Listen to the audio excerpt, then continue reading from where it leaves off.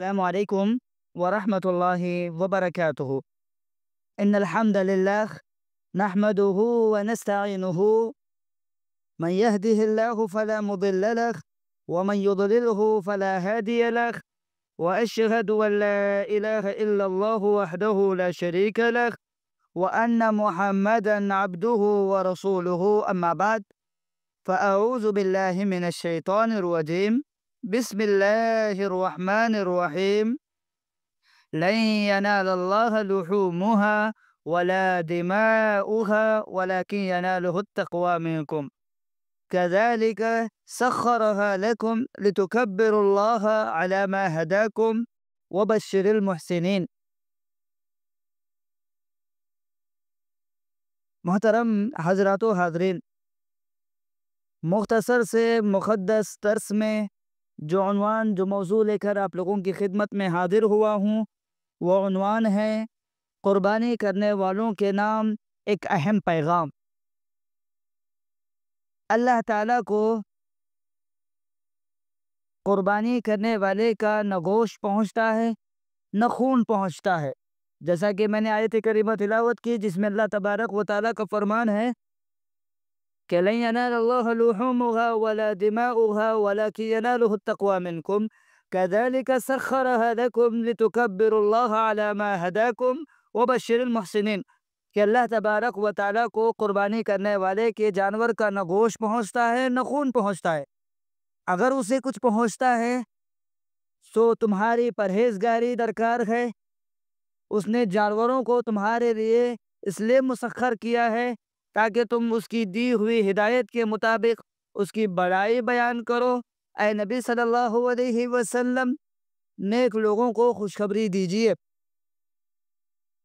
محترم حضرات و حاضرین، جلد ہی بقرعید آنے والی ہے، عید الاضحیٰ آنے والی ہے، جس میں دنیا میں لاکھوں لوگ، کروڑوں لوگ ابراہیم علیہ السلام کے سنت پر عمل کرتے ہوئے قربانی کے جانور کو اللہ رب العالمین کے حضور پیش کریں گے۔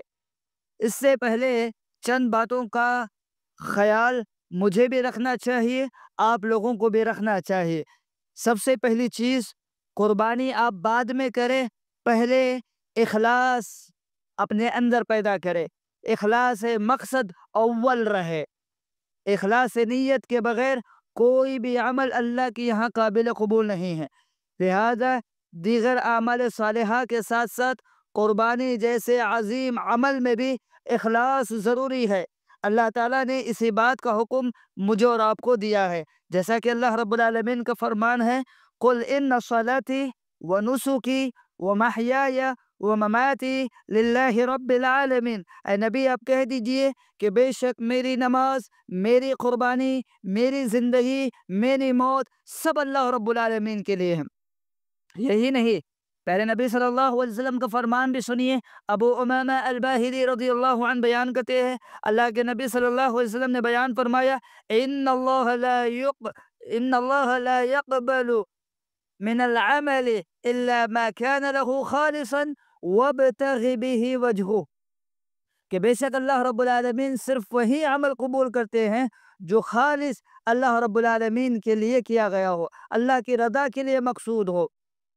قربانی کا مقصد یہ ہے کہ ہم اپنے اندر تقوی کی صفت پیدا کرنے کے ساتھ ساتھ اپنے تمام عملوں کے اندر اخلاص پیدا کرے، یعنی نیک عمل انجام دیتے وقت ہمارے دلوں میں کسی قسم کی ریاکاری، دکھلاوا، تعریف کا جذبہ نہ ہو۔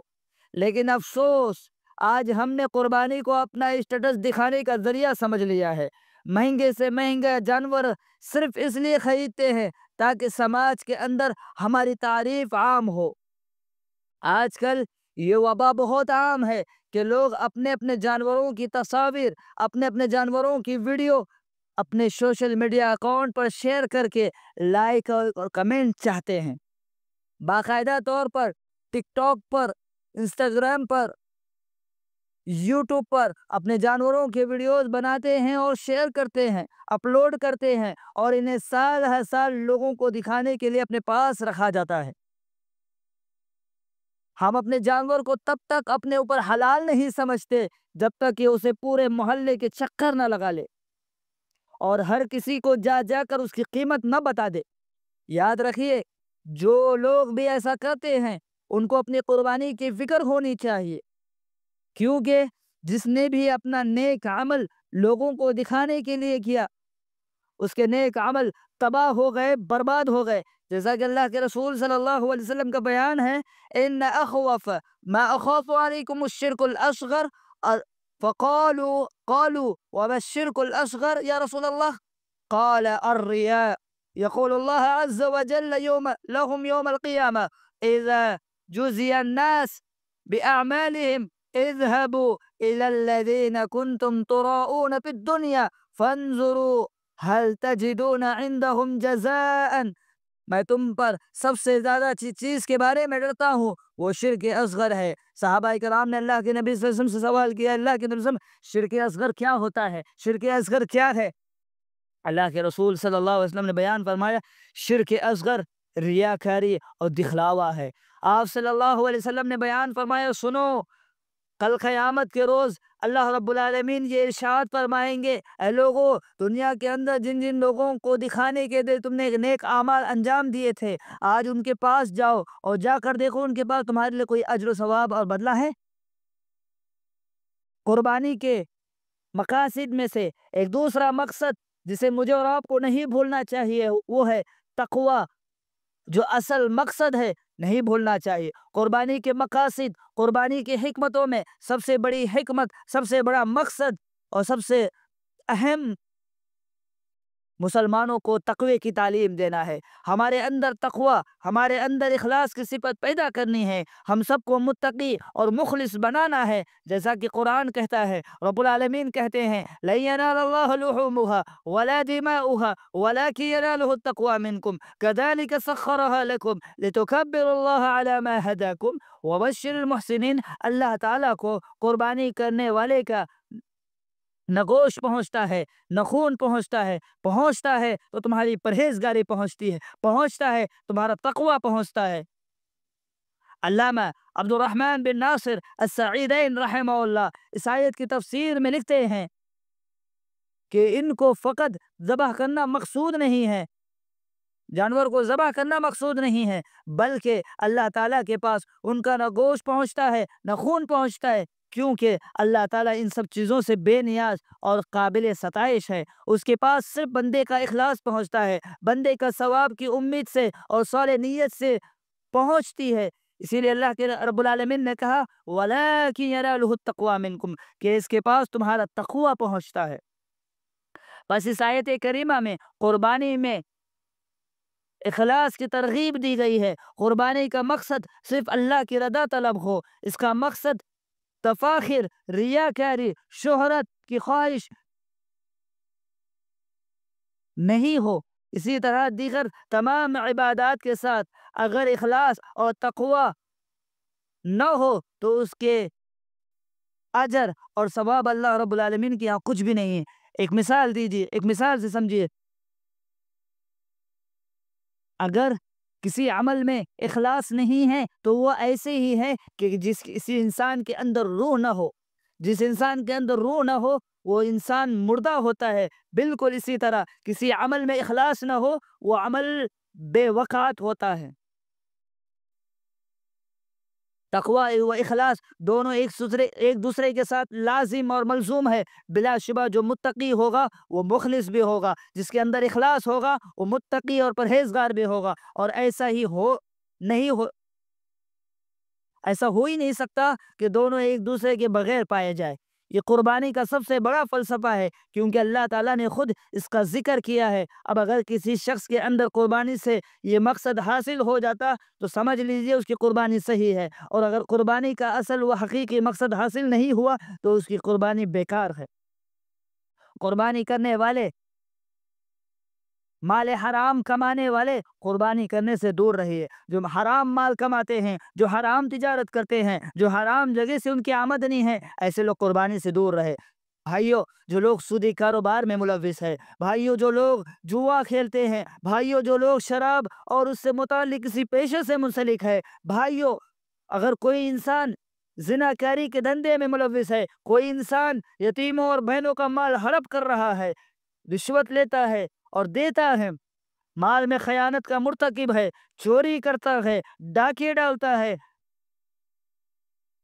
اور دھوکے، خیانت، جھوٹی قسم اٹھا کر اپنا مال فروخت کرتا ہے، پھر اسی مال سے قربانی سے دیتا ہے، یاد رکھ لیجئے اللہ کو آپ کی قربانی کی کوئی ضرورت نہیں ہے۔ اس حوالے سے ایک ہی حدیث میں آپ لوگوں کے سامنے ذکر کرتا ہوں، بڑے غور سے سنیے۔ اللہ کے نبی صلی اللہ علیہ وسلم کا بیان ہے، ابو ہریرہ رضی اللہ عنہ راوی حدیث ہے، صحیح مسلم کی یہ حدیث ہے۔ اللہ کے نبی صلی اللہ علیہ وسلم نے فرمایا، یا ایھا الناس ان اللہ طیب لا یقبل الا طیبا، کہ اے لوگو، بلا شبہ اللہ پاک ہے اور پاک چیز ہی قبول فرماتا ہے۔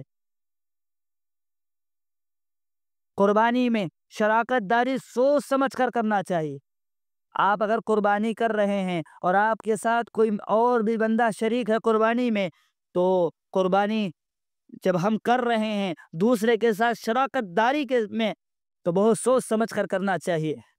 پہلی بات جو اس میں یاد رکھنے کی ہے، بہت سے لوگ قربانی کے لیے جب بڑے جانور میں شریک ہوتے ہیں تو کوئی تفریق نہیں کرتے۔ بسا اوقات ہمیں علم بھی نہیں ہوتا کہ ہم نے جس جانور میں حصہ ڈالا ہے اس میں کون کون اور کیسے کیسے لوگ شامل ہیں۔ یہ معاملہ اس لیے بھی حساس طلب ہے کہ قربانی ایک جان ہے اور 7 لوگوں کی طرف سے مل کر ایک جان اللہ کے راستے میں قربان کی جائے گی۔ اس لیے ضروری ہے کہ اس قربانی میں موجود تمام احباب اہل توحید ہو، یعنی شرک کرنے والے موجود نہ ہو، سب کی آمدنی حلال ہو، یعنی اس قربانی کے مال میں حرام پیسے شامل نہ ہو۔ اگر ان میں سے کچھ لوگ شرک میں ملوث ہے یا بعض لوگ حرام آمدنی کماتے ہیں اور اسی پیسے سے اس جانور کے حصے میں شریک ہے، تو سب کی قربانی مشکوک ہو سکتی ہے، کیونکہ جان ایک ہے، اس لیے مشاکرین کا بھی اس معاملے میں ایک ہونا ضروری ہے۔ دوسری بات، چند سالوں میں سے ہمارے یہاں دیکھنے میں آ رہا ہے کہ اجتماعی قربانی ایک حساب سے بہت بڑا بزنس بن چکا ہے۔ لوگ آن لائن قربانیاں بک کرتے ہیں، 17 سے 18 کلو گوشت کی بات کرتے ہیں، عید کے پہلا دن آپ کے گھر پہنچ جائے گا، لہٰذا قربانی کرنے والا شخص بے فکر ہو جاتا ہے کہ قربانی خریدنے، اسے سنبھالنے، اسے ذبح کرنے کی فکر ختم ہو گئی ہے۔ اگر دیکھا جائے تو اس میں کئی ساری قباحتیں موجود ہیں۔ پہلی قباحت یہ ہے کہ ہمیں اس جانور کی قربانی میں شریک اور احباب کا علم نہیں، وہ کس طرح کے ہیں، ممکن ہے ان میں مشرک ہو، بے نمازی ہو، سودی کاروبار کے حاملین بھی شامل ہو۔ دوسری قباحت یہ ہے کہ ہمیں علم نہیں ہے کہ جانور کو آیا شرعی اصول کے مطابق ذبح کیا گیا ہے یا صرف وقت بچایا گیا ہے۔ مصدقہ اطلاعات یہ بھی ہے کہ بسا اوقات بعض ایسے احباب عید سے پہلے جانور کو ذبح کرنے کا عمل شروع کر دیتے ہیں۔ ایک اور قباحت یہ بھی ہے کہ بسا اوقات چونکہ 17-18 کلو کی بات ہوتی ہے تو اتنا گوشت ہی دیا جاتا ہے، اور یوں گوشت پورا کرنے کے لیے کبھی کبھی ایک جانور سے 7 کی بجائے 8 حصے بھی نکل آتے ہیں، اور کبھی 7 سے زیادہ بھی یا کم بھی۔ اس لیے بہتر ہے کہ شراکت داری بہت سوچ سمجھ کر کرنا چاہیے، حصہ جانور میں بہت سوچ سمجھ کر لینا چاہیے۔ پہلے نماز پڑھنا چاہیے، پھر قربانی کرنی چاہیے۔ ہم کبھی بھی یہ فتویٰ نہیں لگانا چاہیے کہ بے نمازی کی قربانی قبول نہیں ہوتی، کیونکہ قربانی کرنا یا نہ کرنا، قبول کرنا یا نہ کرنا، یہ اللہ رب العالمین کے اختیار میں ہے۔ البتہ یہ ضرور کہیں گے کہ ایسے شخص کے لیے خطرہ ہے کہ کہیں اس کی قربانی اللہ کے یہاں قابل قبول نہ ہو۔ ویسے اس حوالے سے عرب کے چند بڑے بڑے علماء اور مفتیان کے فتوے موجود ہیں، ان میں سے 2 علماء اور مفتیان کے فتوے میں آپ لوگوں کے سامنے ذکر کرتا ہوں۔ سب سے پہلے مفتی شیخ صالح فوزان حفظہ اللہ کہتے ہیں کہ نماز کے بغیر روزے کا بالکل بھی فائدہ نہیں ہوگا، اور نماز کے بغیر روزہ درست نہیں ہوگا، چاہے انسان نیکی کے جو بھی اعمال کرے، اسے بے نمازی ہونے کی وجہ سے کچھ فائدہ نہیں دے گی، کیونکہ جو شخص نماز نہیں پڑھتا وہ کافر ہے، اور کافر کا عمل قبول نہیں ہوتا، لہٰذا نماز کے بغیر روزے کا کوئی فائدہ نہیں۔ جب روزے کا فائدہ نہیں تو نماز اگر ہم نہیں پڑھ رہے ہیں اور قربانی دے رہے ہیں تو پھر قربانی کا بھی کوئی فائدہ نہیں۔ دوسرے مفتی، دوسرے عالم دین شیخ ابن العثیمین رحمہ اللہ کہتے ہیں کہ جو شخص روزہ رکھتا ہے لیکن نماز نہیں پڑھتا تو اس سے روزہ قبول نہیں کیا جائے گا، کیونکہ وہ کافر اور گنہگار ہے۔ اس کی زکوٰۃ صدقات کا کوئی بھی نیکی کا عمل قبول نہیں کی جائے گی۔ فرمان باری تعالیٰ ہے وَمَا مَنَعَهُمْ أَن تُقْبَلَ مِنْهُمْ نَفَقَاتُهُمْ إِلَّا أَنَّهُمْ كَفَرُوا بِاللَّهِ وَبِرَسُولِهِ وَلَا يَأْتُونَ الصَّلَاةَ إِلَّا وَهُمْ كُسَالَىٰ وَلَا يُنْفِقُونَ إِلَّا وَهُمْ كَارِهُونَ۔ ان کے صدقات کی قبولیت کے سامنے صرف یہی بات آڑے آئے گی کہ انہوں نے اللہ اور اس کو رسول کے ساتھ کفر کیا۔ وہ نمازوں کے لیے صرف سستی کرتے ہوئے آتے تھے، صدقہ دیتے تھے ہیں تو ان کے دل کی تنگی محسوس کرتے ہیں۔ چنانچہ اگر کافر سے دوسروں پر خرچ کی شکل میں کیا گیا احسان قبول نہیں ہو سکتا تو عبادت جو کہ محض ذاتی فعل ہے بالا اولا قبول نہیں ہوگی۔ اس بنا پر جو شخص روزے رکھتا ہے، نماز پڑھتا ہے تو وہ نعوذ باللہ کافر ہے، اور اس کے روزے جو شخص روزے رکھتا ہے نماز نہیں پڑھتا ہے، نعوذ باللہ وہ کافر ہے، اور اس کے روزے اور دیگر تمام عبادت باطل ہے، قبول نہیں کی جائے گی۔ چنانچہ اگر تارک نماز کا انکار کرنے والا، نماز چھوڑنے والا، نماز میں سستی کرنے والا قربانی کرنا چاہتا ہے تو اس پر ضروری ہے کہ پہلے نماز ترک کرنے سے توبہ کرے۔ اگر وہ اپنے روش پر ڈٹا رہتا ہے تو پھر اسے قربانی پر ثواب نہیں ملے گا اور نہ ہی قبول ہوگی۔ اگر اس نے خود اپنے ہاتھ سے قربانی ذبح کی تو وہ مردار ہوگی، جیسا کھانا بھی جائز نہیں، کیونکہ مرتد کا ذبیحہ مردار اور حرام ہے۔ ایک اور مفتی شیخ ابن عثیمین رحمہ اللہ نے ایک اور بات ذکر کی، جو شخص نماز نہیں پڑھتا اس کے ہاتھ کا ذبح کیا ہوا جانور نہیں کھایا جائے گا۔ اس کی وجہ کیا ہے؟ اس لیے کہ یہ حرام ہے۔ اگر یہودی یا عیسائی ذبح کر دے تو ہمارے لیے حلال ہے، تو اس طرح سے نعوذ باللہ بے نمازی کا ذبیحہ یہود اور عیسائی کے ذبیحہ سے بھی زیادہ خبیث ہے۔ ایک سے زیادہ قربانیاں کرنا، یہ حقیقت ہے کہ مسلم معاشرے کے کچھ گھروں میں تو کئی قربانیاں ہوتی ہیں، جو جبکہ دوسری طرف بے شمار مسلمان گھرانے ایسے ہیں جہاں ایک قربانی بھی نہیں ہوتے۔ آئیے اس حوالے سے میں چند معلومات آپ لوگوں کے سامنے ذکر کرتا ہوں۔ رسول اکرم صلی اللہ علیہ وسلم کا خود ایک قربانی فرمانا اور اپنے صحابہ میں قربانی کا گوشت بھیجنا۔ رسول اکرم صلی اللہ علیہ وسلم نے خود تو اپنے اور اپنے اہل خانہ کی جانب سے ایک قربانی کی، جبکہ اپنے کمزور و مستحقین صحابہ میں کئی قربانیاں پیش کی۔ چنانچہ عقبہ بن عامر رضی اللہ عنہ بیان فرماتے ہیں قسم النبی صلی اللہ علیہ وسلم بین اصحابہ ضحاین، کہ نبی صلی اللہ علیہ وسلم نے اپنے صحابہ کرام کے مابین قربانیاں تقسیم فرمائے۔ جائز اور افضل میں فرق یاد رکھیے، ایک سے زائد قربانی اگر فخر اور تکبر سے دور رہ کر کی جائے تو جائز ہے، کیونکہ تعداد کے اعتبار سے قربانی کی کوئی حد مقرر نہیں ہے۔ نبی صلی اللہ علیہ وسلم نے ایک موقع پر 100 اونٹ بھی ذبح کیے، لیکن افضل اور بہتر یہ ہے کہ اپنے اور اپنے گھر والے کی جانب سے ایک قربانی کی جائے، کیونکہ نبی صلی اللہ علیہ وسلم کا عام معمول بھی یہی تھا، صحابہ کرام کا بھی یہی عمل تھا۔ عطا بن یسار رحمہ اللہ کہتے ہیں میں ابو ایوب انصاری رضی اللہ عنہ سے پوچھا کیف کانت الضحایا علی عہد رسول اللہ صلی اللہ علیہ وسلم، نبی صلی اللہ علیہ وسلم کے زمانے میں قربانیاں کیسی ہوتی تھی؟ تو ابو ایوب انصاری رضی اللہ عنہ بیان فرمانے لگے کہ کان الرجل یضحی بالشاة عنہ وعن اہل بیتہ فیأکلون ویطعمون حتی تباہی الناس فصارت کما ترى۔ رسول اکرم صلی اللہ علیہ وسلم کے زمانے میں ہم گھر کے سربراہ اپنے اور اپنے گھر والے کی طرف سے ایک بکری ذبح کرتے تھے، پھر اس میں سے خود بھی کھاتے تھے، دوسروں کو بھی کھلاتے تھے، یہاں تک کہ لوگوں نے اسے فخر کا ذریعہ بنا لیا اور حالت یہاں تک بگڑ گئی جو اب تمہارے سامنے ہیں۔ دوسری قربانی سے پہلے اپنے کمزور رشتہ داروں کا خیال کریں، پہلے اپنے خود قربانی جب ہم کر رہے ہیں تو اپنے کمزور رشتہ داروں کا خیال رکھنا چاہیے، قریب ترین سے شروع کر کے دور تک کو دیکھا جائے۔ جن گھروں میں قربانی نہیں ہو رہی ہے انہیں قربانی کا گوشت پہنچائے۔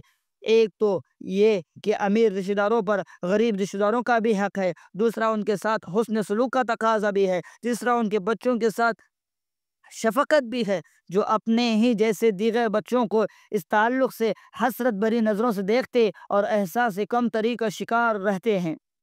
پھر اپنے کمزور ملازموں کا خیال رکھے۔ جب ہم قربانی کر رہے ہیں تو قربانی کرنے والوں کے لیے میں یہ پیغام ہے کہ جب ہم قربانی کر رہے ہیں تو یہ اپنے کمزور ملازموں کا بھی خیال رکھنا چاہیے، اپنے پاس کام کرنے والے نوکروں کا بھی خیال رکھنا چاہیے۔ اسی طرح رشتہ داروں کے ساتھ ساتھ یہی طرز عمل اپنے نوکروں کے ساتھ، اپنے ورکروں کے ساتھ، اپنے ملازموں کے ساتھ رکھا جائے۔ رسول اکرم صلی اللہ علیہ وسلم کا یہ حکم ہے، چنانچہ ابو ذر رضی اللہ عنہ کی حدیث میں ہے، اللہ کے نبی صلی اللہ علیہ وسلم نے فرمایا، صحیح بخاری کی حدیث، حدیث نمبر 6050، اللہ کے نبی نے فرمایا، یاد رکھو یہ تمہارے بھائی ہے جنہیں اللہ تعالیٰ نے تمہارے ماتحتی میں دیا ہے۔ اللہ تعالیٰ جس کی ماتحتی میں اس کے بھائی کو رکھے اسے چاہیے کہ جو وہ کھائے اسے کھلائے، جو پہنے اسے پہنائے۔ قربانی کرنے والوں کے لیے ایک اور اہم پیغام یہ ہے کہ دوسری قربانی ہدیہ کرے یا پھر کسی ضرورت کو مند کے لیے اسے پورا کر دے۔ اہل علم کے نزدیک ایک سے زائد قربانی سے بہتر ہے کہ اسے اس مال سے کسی مستحق کی واجبی ضروریات کو پوری کر دی جائے، جیسا کہ علامہ شیخ صالح العثیمین رحمہ اللہ بیان فرماتے ہیں، ایک آدمی اور اس کے گھر والوں کی طرف سے ایک بکری ہی قربانی کرنا افضل ہے۔ اگر کسی کے پاس زیادہ مال ہو تو اسے نقد خرچ کرے، غریبوں، مسکینوں اور محتاجوں کو کھانا کھلائے وغیرہ، یعنی ان کی ضرورتیں پورا کرے۔ ایک اور بات آخر میں ذکر کرنا چاہتا ہوں، مہنگے ترین جانوروں کی خریداری آج ہمارے معاشرے کا فیشن بنا ہوا ہے۔ لوگ مہنگے سے مہنگا جانور خریدتے ہیں، لاکھوں کا، کوئی 1 لاکھ کا جانور خرید رہا ہے، کوئی 2 لاکھ کا جانور خرید رہا ہے۔ خرید رہے ہیں، کیوں خرید رہے ہیں؟ فیشن کے نام پر خرید رہے ہیں۔ ہمارے ملک میں دیکھا دیکھی یہ رواج بڑھتا ہی چلا جا رہا ہے کہ لوگ مہنگے سے مہنگا جانور خریدتے ہیں، ایک دوسرے سے بڑھ کر اور خوبصورت جانور خریدنے میں مقابلہ بازی کر رہے ہیں اور پھر اس کی قیمت لوگوں کے سامنے بتاتے ہیں، بلکہ انٹرویو دینے کے لیے کسی اینکر کو، کسی بڑے یوٹیوبر کو اپنے پاس بلاتے ہیں اور پھر کیا کرتے ہیں، بلا کر اپنے گھر میں پورے اس جانور سے متعلق جتنی انفارمیشن ہوتی ہے، جتنی معلومات ہوتی ہے بتا دی جاتی ہے، پھر اسے سوشل میڈیا پر اپلوڈ کیا جاتا ہے۔ اگر بالفرض آپ مہنگے جانور خرید کر ریاکاری نہیں بھی چاہتے تو یہ کون سی دانش مندی ہے کہ آپ 12 لاکھ کا ایک بیل خریدے، ایک جانور خریدے، یا تو 3 لاکھ کا ایک بکرا خریدے۔ میرے بھائیوں یہ بات یاد رکھیے، مان لیا کہ اللہ نے آپ کو بہت زیادہ مال دیا ہے، آپ قربانی کے عنوان پر 10-12 لاکھ خرچ کرنا ہی چاہتے ہیں تو 10-12 لاکھ کے بیل کی بجائے آپ 10 بیل خریدے، 3 لاکھ کے ایک بکرے کے عوض آپ 7-8 بکرے خریدے، قربانیاں بھی زیادہ بڑھے گی، اجر بھی زیادہ بڑھے گا، ریاکاری کا اندیشہ بھی کم ہوگا، غریبوں کی زیادہ مدد ہوگی۔ آخر میں اللہ رب العالمین سے دعا ہے اللہ تبارک و تعالی مجھے اور آپ کو قربانی کرنے والوں کے لیے جو میں نے اہم پیغام ذکر کیے ہیں، اللہ مجھے بھی عمل کرنے کی توفیق دے، آپ لوگوں کو بھی توفیق دے، آمین۔ وآخر دعواہم ان الحمد للہ رب العالمین۔